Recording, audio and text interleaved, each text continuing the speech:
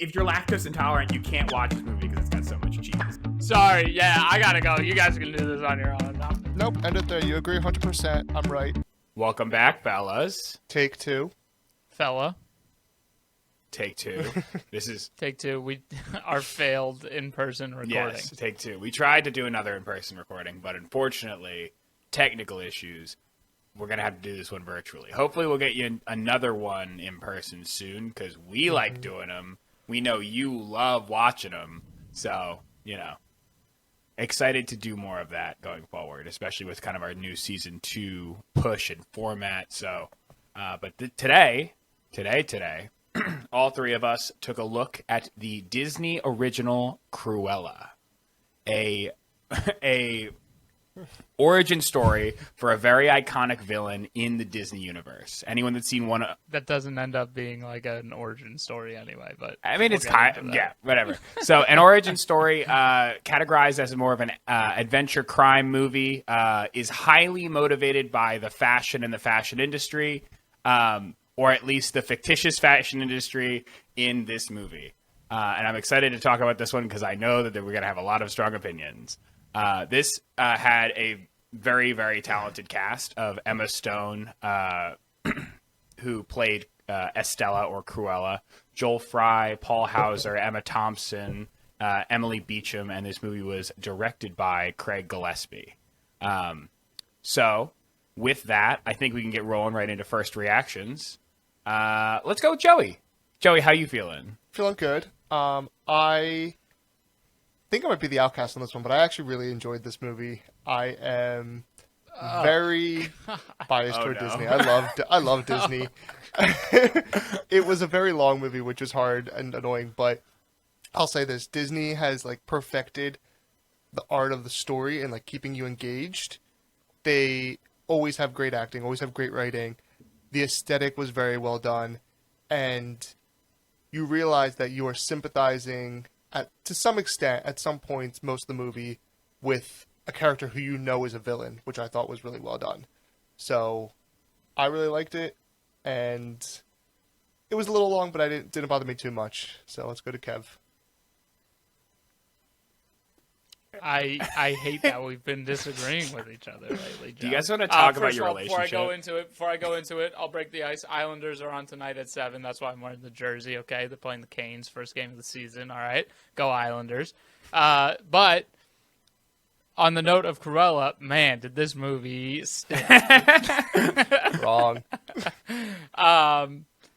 I don't know. I guess it was fun and like well done. Well, I don't want to say well done, but it was like a fun watch for like the first hour, and then after that, I was like, oh my gosh, when will this end?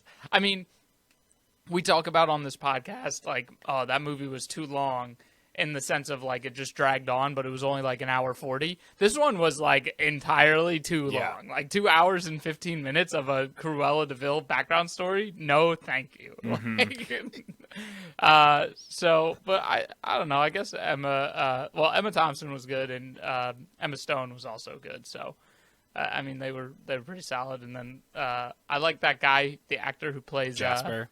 Horace. What was his name? No, Yeah, Horace. is Paul He's one of my favorite Hauser. actors. He's in- like in that role. He's been Yeah. good lately. Yeah. Yes, he's been good. He had a couple of good ones. He was in Richard And I, Jewell, Tanya.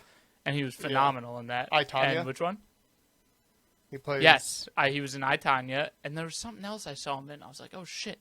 But yeah, he's been pretty good. He was lately. also in the Black acting Klansman, was all right. apparently. Yes, he was in Black Klansman. The music was really Oh, good. it was awesome. Like, I was thoroughly enjoying the soundtrack, which is fine. But, yeah, other than that, it was kind of stinky doo-doo, in my opinion. Okay. James? I think I'm more on Kevin's page for this one, Joey. I'm sorry. I know this might be the second time in a row, because I'm pretty sure last Flix Fellas, or not The last one we but recorded, during, but not the last one we released. Yeah.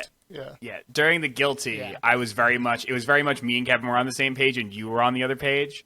But I do think that this movie, one, absolutely too long. This movie should have been an hour and a half. Like, absolutely too long. You need to cut half of this movie. yeah. I just think that there was too much. Some of the animation in this movie was gross. And it was weird. Right? The dogs were weird. It made me sick. But Okay, so there's like dramatic. little bits and pieces, right? That I just didn't. I don't think the story overall was bad. I think this movie has potential and was entertaining.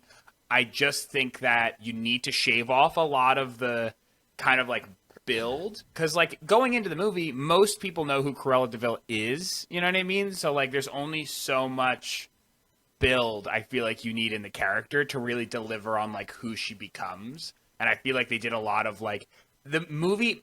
I would say 70% of the movie was focused on like. I mean, that's more of a spoiler, but we can talk about it later. Overall, thought it had potential, some good story beats, a few very entertaining sequences. The soundtrack was fantastic, but overall, I'm not a huge fan of this one. I'm gonna be honest. I really wonder, James. You said like everybody really knows who Cruella de is, but like I wonder, like young kids, right? Like maybe this target audience, even though it was PG-13, so I don't know what they were targeting, but like younger kids today who are watching Disney. Do they really know who Cruella de is outside of this? Like, what was the last 101 Dalmatians media? Was it the 2001 or 2002 when they did the sequel to 101 Dalmatians? It doesn't matter when it came what I'm out, saying? though. Disney, like, you can ask any parent right now Pushes of it. like, Okay. oh, what are you making your children watch? And they'll be like, oh, they watch Toy Story every day. They watch Aladdin, Lion King. Like, they still Yeah. Disney just is like classics that like supersede. Yeah, they're like the generations. monolith.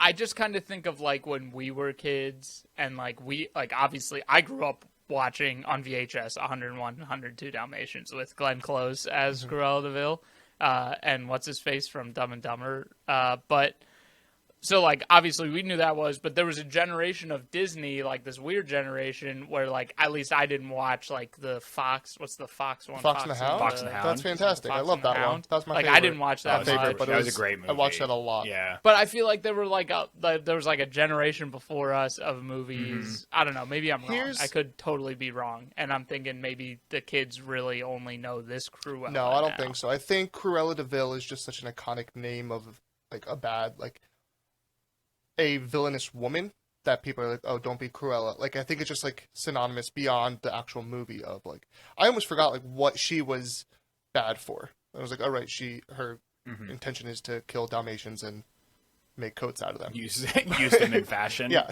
Yeah. Right.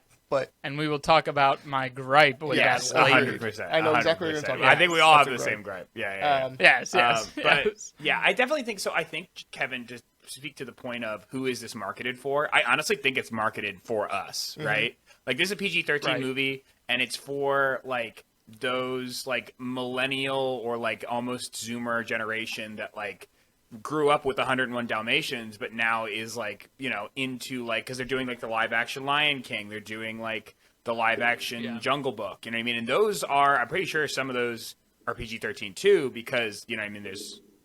I don't think Oh, so. really? I think this was like the first. There's like one other Disney movie that was like PG-13. I read it somewhere on like Wikipedia or like the. I think you're trivia, right. But that's what I but, liked like- about this, that it was like a little dark. It was a little more like edgy. It wasn't childish. It was, obviously we know who Cruella de is, but it did feel like a whole new story. That didn't feel like they were just like, Yeah. what's it called? Making 101 Dalmatians live action and just cashing a check. Right. Like this was, Yeah, and it there definitely was wasn't creativity generic here. either. There was good creativity, and they really invested a lot in this because the aesthetic of the whole set, the ensemble, the wardrobe, the music, the acting, like it was there. They spent money there were on some it. very beautiful shots, like very, very beautiful shots, and cool scenes and sequences. Like I remember a very few, like very cool, like they do a very good job of like montaging something or like showing you, you know, a few very really cool clips. And like the music that they use, like they use like real songs, you know what I mean? And like, or like songs that you'll hear on like the radio or on Spotify. And that that done well, very much ties a scene together, in my opinion. So why don't we get to... The music was very oh sorry. No, finish the last bit. I was going to say, why don't we get to our decisions and then just get into spoilers? So, but... Agreed. Okay. So I started with Joey. I'm going to continue to start with Joey. Joey? I'm pressing play. It's long, yes, Pressing play. but I think it's entertaining. Gag. I'm pressing play. Kevin? I said gag. You literally to Joe just said Press and gag. Play, but I feel like this is like a weird one for me because I think there is like if it was me and I'm talking to like people who have my like I'm talking to the viewers, my first instinct is to say like keep scrolling, but like this might be good if you have kids. Like Conditionally I guess good. it might be a little mature. I also but don't like, think that we are the target I audience. don't Like know. we're the target generation, but it's Right. much more of like a Uh-huh. fashion movie, which like I could see Yeah. why us three like wouldn't not as be into it. so. or a heist movie. Yeah, but it did feel more like a heist movie to me, and that's why I kind of liked it, and it wasn't like a chick flick type of movie. I'm gonna keep scrolling. Wrong. Settle. Okay. I think this one's forgettable. I think a lot of the live action ones are forgettable. I just like don't. I disagree with that They statement. don't do anything for me. They do nothing. For me. I am going to keep scrolling as well, but it's not a. I don't see myself as like a firm keep scrolling because I do think that there are redeemable qualities to this, and I'm excited to see kind of like what our discussions, like if Joey and Kevin through our discussions were able to bring up enough good things to kind of tip me the other way. But for now, I don't think there's enough to justify me clicking play right now, especially for 2 hours and 14 minutes. So, all right. Well, any final thoughts before we get into spoilers, boys? No. No? Well, viewers, thank you for checking this out. Tune back in for the second section after the sponsor to see what we think about the movie with some healthy spoilers. So we'll see you in a sec.